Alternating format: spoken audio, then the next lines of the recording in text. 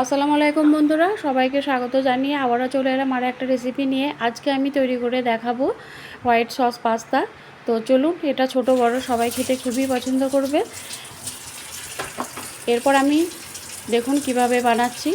তো এখানে আমি একটা গরম পানি স্টিলের পাত্র বসিয়ে দিয়েছি।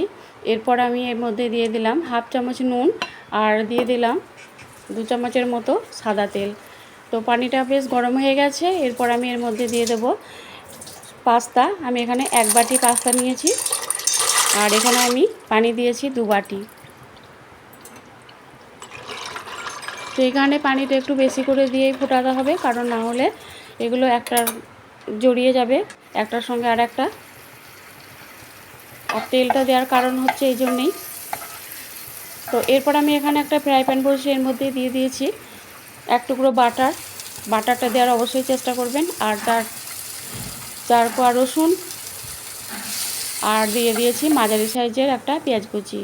তো রসুন আর পেঁয়াজটা বাটারের সঙ্গে খুব ভালো করে ভেজে নিয়েছি। এরপর এখানে আমি দিয়ে দিলাম গাজর কুচি,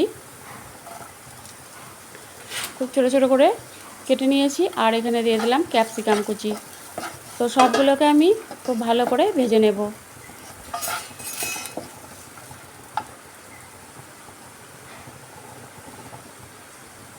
এরপর এখানে আমি দিয়ে দিলাম হাফ চামচের মতো নুন আর এখানে দিয়ে দেব হাফ চামচ গোলমরিচের গুঁড়ো। তো এগুলোকে আমি খুব ভালো করে ভেজে নিয়েছি। দেখুন সবজিটা এটাকে খুব ভালো করেই ভেজে নিতে হবে। আর ঠিক এরকম ছোটো ছোটো করেই কাটবেন।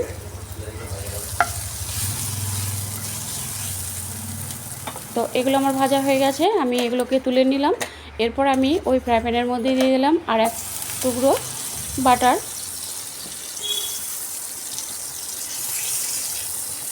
তো বাটারটাকে আমি একটু গলিয়ে নেব।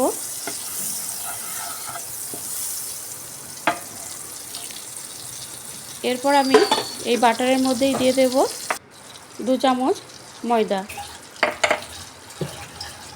ময়দাটাকে বাটারের সঙ্গে খুব ভালো করে ভেজে নেব।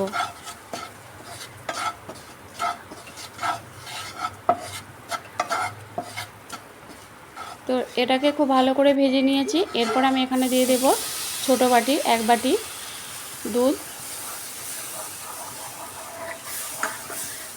তো দুধটাকে দিয়ে আমি খুব ভালো করে এই ময়দার সঙ্গে এভাবে নেড়ে চেড়ে মিশিয়ে নেব। তো দেখুন এটা একটা ক্রিমি ভাব চলে এসেছে। এরপর আমি আবারও বেশ কিছুটা মানে হাফ বাটির মতো আবারও দুধটা দিয়ে দিলাম। দুধটা দিয়ে আমি আবারও খুব নেড়ে চেড়ে এর সঙ্গে মিশিয়ে নেব। আমি দুধটা একবারে দিইনি। তো দেখুন এটা অনেকটাই ঘন হয়ে এসেছে। এরপর আমি এখানে দিয়ে দিলাম 1 চামচ অরিগ্যানো আর হাফ চামচ চিলি ফ্লেক্স আর দিয়ে দিলাম 1 চামচ গোলমরিচের গুঁড়ো। তো সবগুলোকে আমি আবারও এর সঙ্গে খুব নেড়ে চেড়ে খুব ভালো করে মিশিয়ে নেব। তো এটাকে আমি মিশিয়ে নেওয়ার পর এরপর এখানে যে সবজিটা ভেজে তুলে রেখেছিলাম সেই সবজিটা আমি এর মধ্যে দিয়ে দিলাম। দিয়ে আবারও খুব নেড়ে চেড়ে ভালো করে মিশিয়ে নেব এর সঙ্গে। তো দেখুন এটা আস্তে আস্তে ঘন হয়ে আসছে, একটা গ্রেমি ভাব চলে আসছে। এই দেখুন। তো এটা আমি সবজিগুলোর সঙ্গে খুব ভালো করে মিশিয়ে নিয়েছি। এরপর এখানে সেদ্ধ করে রাখা পাস্তাগুলো দিয়ে দেব।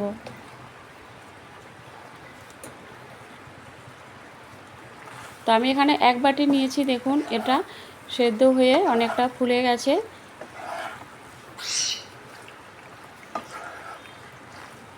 তো এটাকে আমি খুব ভালো করে নেড়ে চেড়ে মিশিয়ে নিয়েছি। এরপর আমি এখানে দিয়ে দিলাম চিজ। এটাকে আমি চিজটাকে গ্রেট করে নিয়েছি, তো এর মধ্যে দিয়ে দিলাম।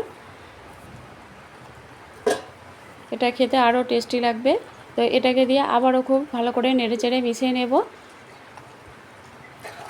তো এই রেসিপিটা যদি ভালো লেগে থাকে তাহলে আপনারা একটা লাইক দেবেন আর বন্ধুদের মাঝে শেয়ার করে দেবেন। আর যে বন্ধুরা এখনও আমার চ্যানেলটা সাবস্ক্রাইব করেনি তারা অবশ্যই আমার চ্যানেলটা সাবস্ক্রাইব করে আমার পাশেই থাকবেন। আর যদি ভালো লেগে থাকে কমেন্টে জানাবেন এটা কেমন হয়েছে। তো দেখুন এটা আমার প্রায় হয়ে এসেছে সব শেষে। আর একটু আমি নুন দিয়ে দিলাম, কারণ একটু কম লাগছিল। তো দেখুন কতটা সুন্দর দেখতে লাগছে। আপনারা একবার হলেও বাড়িতে এটা বানাবেন, বড়রা বাচ্চারা সবাই এটা খেতে খুবই পছন্দ করবে। তো তৈরি হয়ে গেল আমার হোয়াইট সস পাস্তা। ভালো থাকবেন, সুস্থ থাকবেন, ধন্যবাদ।